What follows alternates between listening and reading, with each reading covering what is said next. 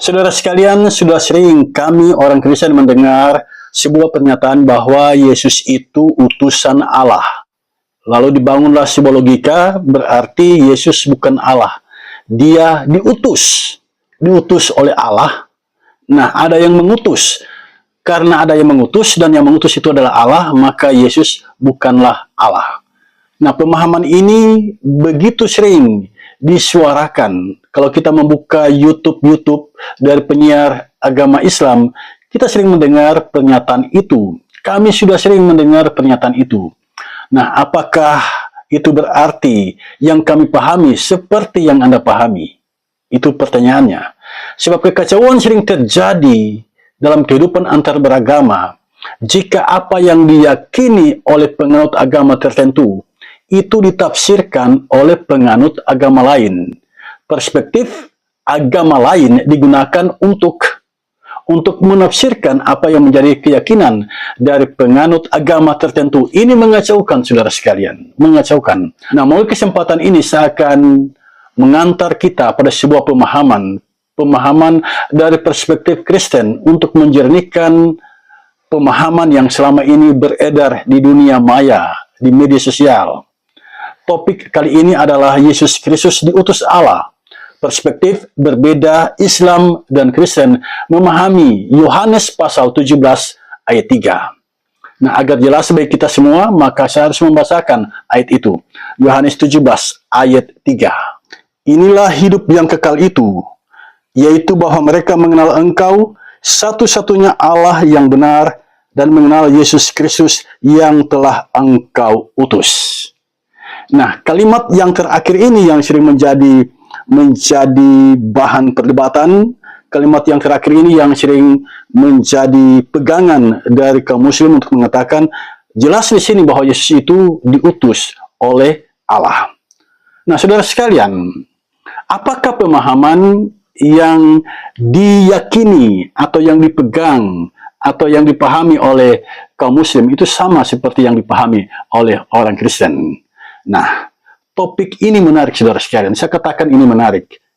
Ini ditunggu oleh banyak orang dalam memahami Yohanes 17 ayat 3. Kaum muslim sering mengutip Yohanes 17 ayat 3 ini untuk menegaskan bahwa Yesus Kristus adalah utusan Allah.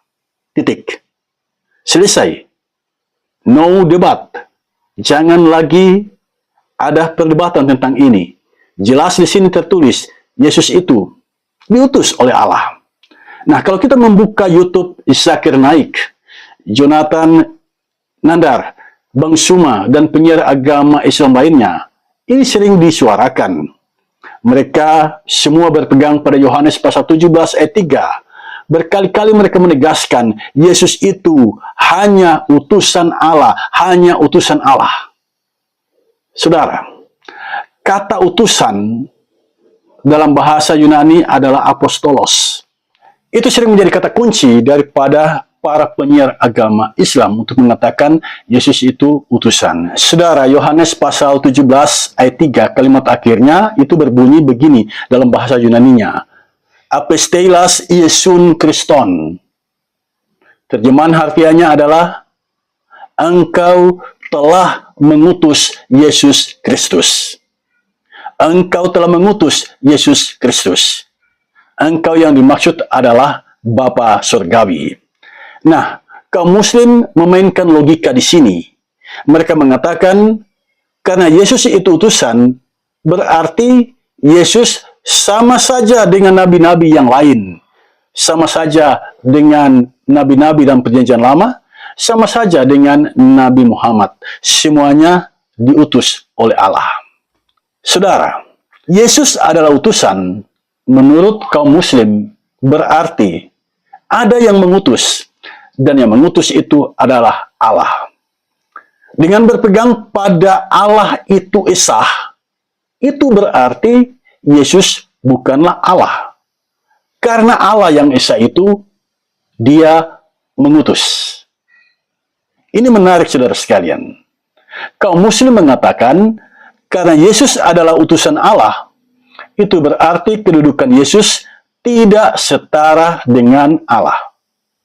Ini sering disuarakan Kedudukan Yesus tidak setara dengan Allah. Itu disuarakan oleh kaum muslim.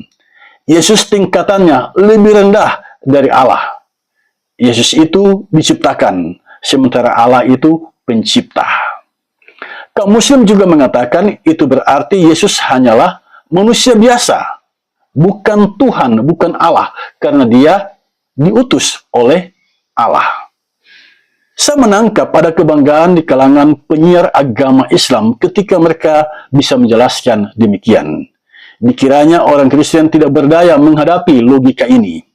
Orang Kristen kalah debat. Saudara, saya pribadi mau mengatakan, saya tidak mau berdebat soal ketuhanan. Mengapa? Sebab di masing-masing agama soal keyakinan itu sudah final. Saya berpikir soal keyakinan itu adalah urusan dari masing-masing agama. Dan biarkan agama itu menafsirkan, penganut agama itu menafsirkan, biarkan mereka memahami menurut keyakinan mereka. Kita yang di luar agama itu, tidak usah kita masuk ke kamar penganut agama itu, lalu kita menjelaskan kepada mereka. Sebab mereka sejak kecil sudah diajarkan tentang hal itu. Tidak usah kita pusing dengan itu. Saya punya keluarga yang beragama Islam, dan saya tidak pernah mencampuri urusan mereka soal keyakinan. Saya tidak pernah menggiring mereka untuk meyakini apa yang saya yakini.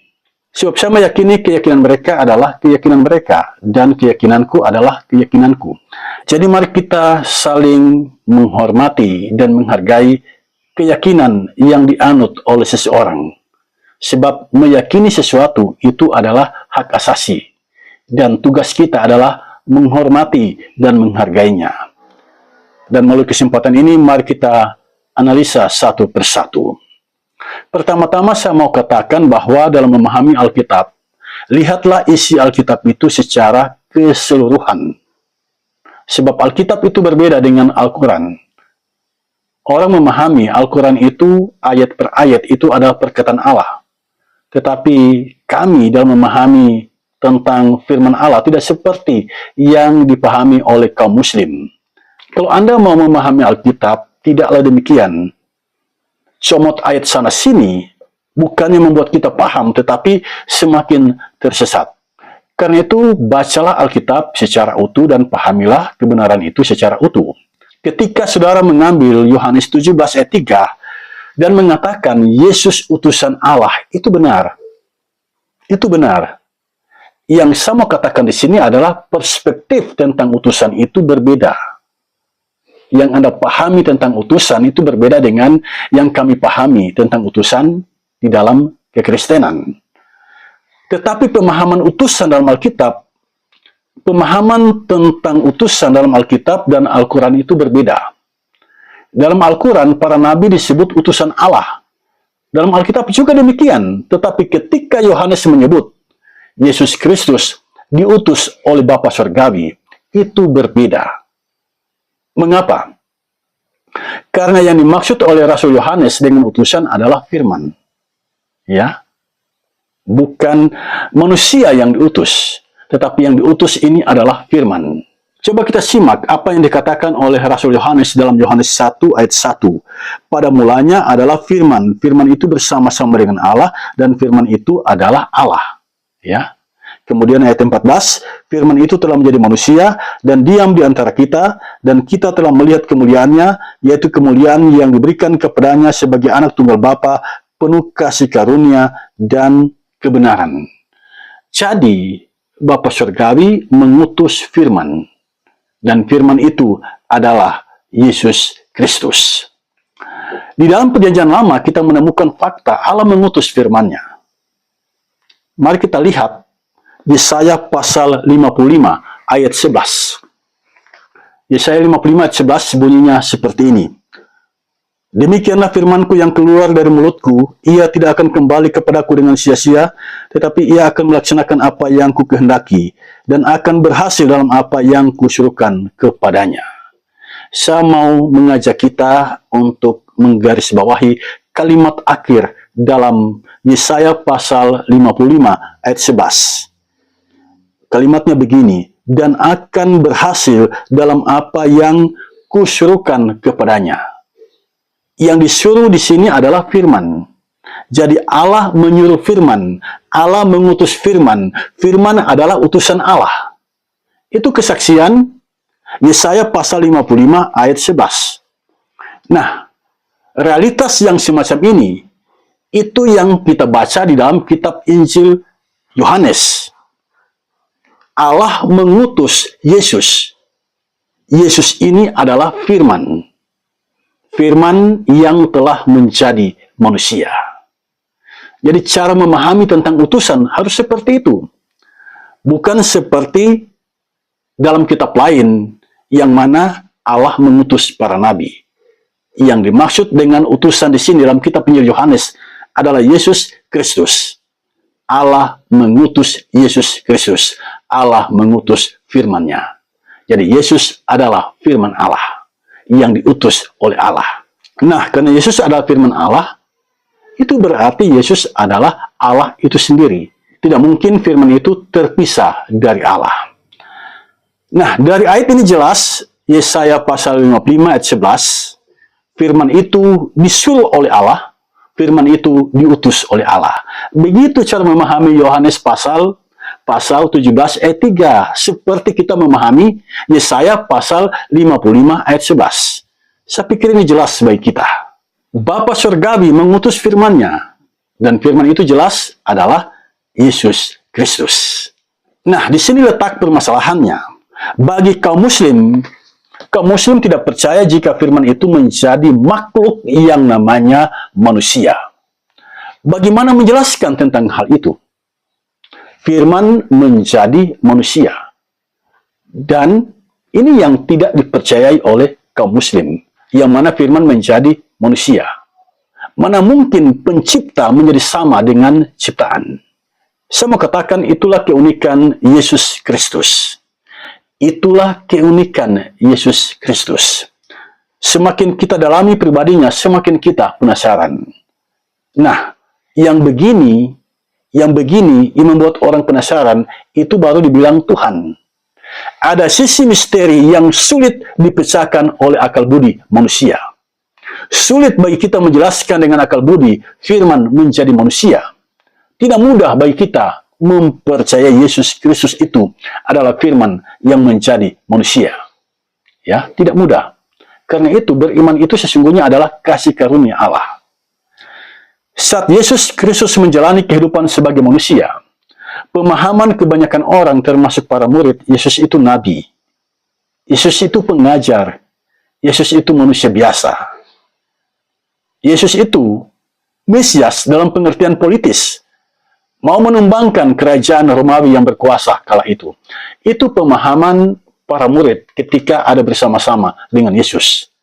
Nah, ketika Yesus mati, saat itu para murid kecewa, kehilangan semangat, dan kembali ke dunianya masing-masing. Petrus kembali menjadi nelayan, Yohanes kembali menjadi nelayan, Andreas menjadi nelayan, Yakobus menjadi nelayan. Mereka kembali pada dunia mereka yang lama ketika mereka melihat Yesus yang mati.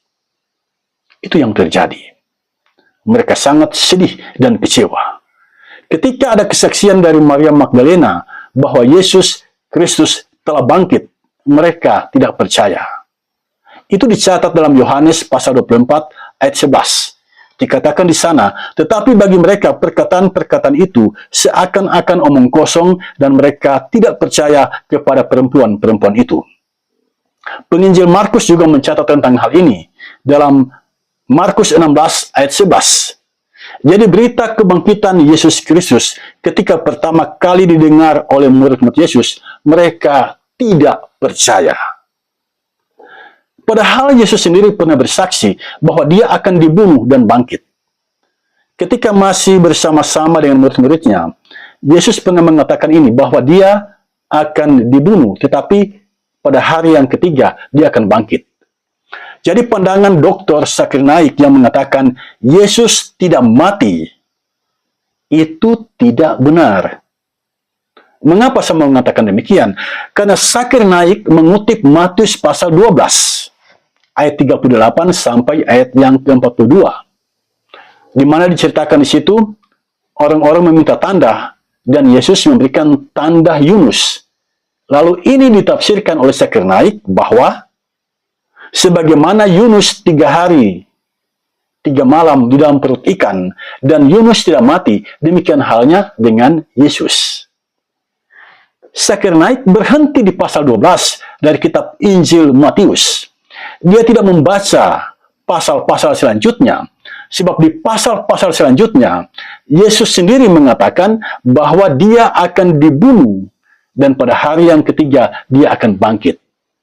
Mari kita lihat bagian Alkitab dalam kitab Injil Matius yang mencatat bahwa Yesus itu dibunuh dan pada hari yang ketiga dia bangkit. Itu tercatat dalam kitab Injil Matius, tetapi Dr. Zakir-Naik tidak menyebut itu. Dia hanya mengutip Matius pasal 12. Jangan berhenti di situ sebenarnya. Baca pasal-pasal selanjutnya. Mari kita lihat pasal 16. Ya. Pasal 16. Dalam pasal 16 ayat 21, di sini tertulis, sejak waktu itu, Yesus mulai menyatakan kepada murid-muridnya bahwa ia harus pergi ke Yerusalem dan menanggung banyak penderitaan dari pihak tua-tua, imam-imam kepala, dan ahli-ahli Taurat, lalu dibunuh dan dibangkitkan pada hari ketiga. Yesus dibunuh di sini. Tidak disebutkan Yesus diangkat oleh Allah, tetapi Yesus dibunuh. Ini kesaksian penginjil Matius yang adalah murid Yesus. Kemudian mari kita lihat pasal 17 ayat 23. Ini adalah ucapan langsung dari Tuhan Yesus yang dikutip oleh penginjil Matius. Matius 17 ayat yang ke-23. Dan mereka akan membunuh dia, dan pada hari ketiga ia akan dibangkitkan. Mereka akan membunuh dia, kata Yesus. Dia yang dimaksud adalah Yesus sendiri. Dan pada hari yang ketiga, dia akan dibangkitkan. Jadi Yesus di sini tegas mengatakan bahwa dia akan dibunuh. Selanjutnya, Matius pasal 20 ayat 18 sampai ayat yang ke-19. Yesus mengucapkan kalimat ini. Sekarang kita pergi ke Yerusalem dan anak manusia akan diserahkan kepada imam-imam kepala dan ahli-ahli Taurat, dan mereka akan menjatuhi dia hukuman mati. Dan mereka akan menyerahkan dia kepada bangsa-bangsa yang tidak mengenal Allah, supaya ia diolok-olokkan, disesah, dan disalibkan, dan pada hari ketiga ia akan dibangkitkan. Ini perkataan Yesus. Dia akan menjalani hukuman mati, dia akan disesah, dia akan disalibkan. Ya, dan pada hari yang ketiga ia akan dibangkitkan. Nah, jelas saudara sekalian bahwa Yesus itu dibunuh, mati, dan bangkit. Dr. Zakir-Naik, mengapa Anda berhenti di Matius 12? Mengapa Anda tidak membaca Matius 16 ayat 21, Matius 17 ayat 23, Matius 20 ayat 18 sampai ayat yang ke-19? Yang jelas-jelas di sana Yesus sendiri mengatakan bahwa dia akan mati, dia akan disalibkan, dan dia akan bangkit. Begitu prosesnya, bukan tiba-tiba langsung diangkat oleh Allah. Nah, kalau itu menjadi keyakinanmu bahwa Nabi dalam kitab sucimu itu diangkat oleh Allah, silakan Anda percayai. Tetapi dalam keyakinan kami, orang Kristen, Yesus itu ada Tuhan dan Juru Selamat. Dia mati, dia bangkit, dia naik ke surga. Dalam Wahyu pasal 1, itu lebih jelas lagi. Coba kita lihat Wahyu pasal 1, ayat yang ke-17 dan ayat yang ke-18. Ketika aku melihat dia, tersungkurlah aku di depan kakinya sama seperti orang yang mati, tetapi ia meletakkan tangan kanannya di atasku, lalu berkata, jangan takut, aku adalah yang awal dan yang akhir, dan yang hidup. Aku telah mati, namun lihatlah aku hidup sampai selama-lamanya, dan aku memegang segala kunci maut dan kerajaan maut. Ini perkataan Yesus langsung kepada Rasul Yohanes. Di sini jelas, aku telah mati, namun lihatlah aku hidup. Ini perkataan Yesus. Hidup sampai selama-lamanya, dan aku memegang segala kunci maut dan kerajaan maut. Jadi neraka itu penguasanya adalah Yesus. Dia berkuasa siapa yang masuk ke neraka dan siapa yang tidak masuk ke neraka. Kunci kerajaan maut itu ada di tangan Yesus. Dia hidup sampai selama-lamanya. Dia mati, tetapi kemudian dia hidup. Nah, bagaimana mungkin Tuhan bisa mati. Nah, itulah keunikan Yesus Kristus. Ya, itulah keunikan Yesus Kristus yang diyakini oleh umat Kristen. Dia adalah Allah itu sendiri. Nah, ketika Yesus menampakkan diri kepada Thomas, ya, sebelumnya Yesus menampakkan diri kepada murid-murid, itu dicatat dalam kitab Injil Yohanes pasal 20. Semua murid hadir kecuali Thomas. Murid-murid menyaksikan Yesus yang bangkit, lalu bercerita kepada Thomas. Thomas tidak percaya. Sebelum dia melihat lubang pada tangan dan kaki Yesus dan lambung Yesus, dia tidak percaya bahwa Yesus itu bangkit. Pada akhirnya, Yesus menampakkan diri kepada murid-muridnya, termasuk Thomas di dalamnya. Dan ketika Thomas melihat Yesus yang bangkit, apa kata Thomas? Baca Yohanes pasal 20 ayat 28. Di sana Thomas membuat sebuah pengakuan iman. Thomas mengucapkan kalimat ini, "Ya Tuhanku dan Allahku." Nah, kalau Yesus bukan Tuhan, kalau Yesus bukan Allah, dia pasti akan memarahi Thomas. Dia pasti akan melarang Thomas mengucapkan, "Ya Tuhanku dan Allahku." Tetapi karena dia adalah Allah, maka dia membiarkan Thomas mengucapkan kalimat itu, dan kemudian dia mengucapkan kalimat ini, "Berbahagialah setiap orang yang tidak melihat, namun percaya." Jadi mengapa orang Kristen beriman kepada Yesus Kristus sebagai Tuhan dan Allah? Karena kesaksian Alkitab. Yesus itu utusan Allah, yaitu firman Allah itu sendiri. Nah, apakah saudara percaya pada Yohanes pasal 17 ayat 3? Percaya Bapa Surgawi mengutus Yesus Kristus. Apakah Anda percaya tentang hal itu? Jika percaya, maka percayalah pemahaman utusan yang dipahami oleh Rasul Yohanes, bukan utusan yang dipahami oleh Rasul yang lain. Sebab yang Anda kutip adalah kitab Injil Yohanes. Dan saudara tahu apa tujuan Rasul Yohanes menulis kitab Injilnya? Itu disebutkan dalam Yohanes pasal 20 ayat 31. Tujuan penginjil Yohanes menulis kitab Injilnya. Jadi kalau Anda mengutip Yohanes 17 ayat 3, baca apa yang menjadi tujuan kitab Injil Yohanes. Saya akan bacakan bagi kita semua Yohanes 20 ayat 30 sampai ayat yang ke-31. Memang masih banyak tanda lain yang dibuat Yesus di depan mata murid-muridnya yang tidak tercatat dalam kitab ini. Tetapi semua yang tercantum di sini telah dicatat supaya kamu percaya bahwa Yesuslah Mesias, Anak Allah, dan supaya kamu oleh imanmu memperoleh hidup dalam namanya. Itu tujuan. Tujuan ditulisnya kitab Injil ini, kitab Injil Yohanes, supaya kamu percaya bahwa Yesuslah Mesias, Yesuslah Anak Allah. Jadi jika kalian percaya apa yang ditulis dalam kitab Injil Yohanes pasal 17 ayat 3, semuanya itu ditulis supaya kalian percaya Yesus adalah Mesias, Yesus adalah Anak Allah yang hidup. Dari ulasan di atas jelas bagi kita. Pertama, Bapa Surgawi mengutus Yesus menurut Yohanes pasal 17 ayat 3, menunjuk pada Allah mengutus firman-Nya. Firman Allah itu adalah Yesus Kristus.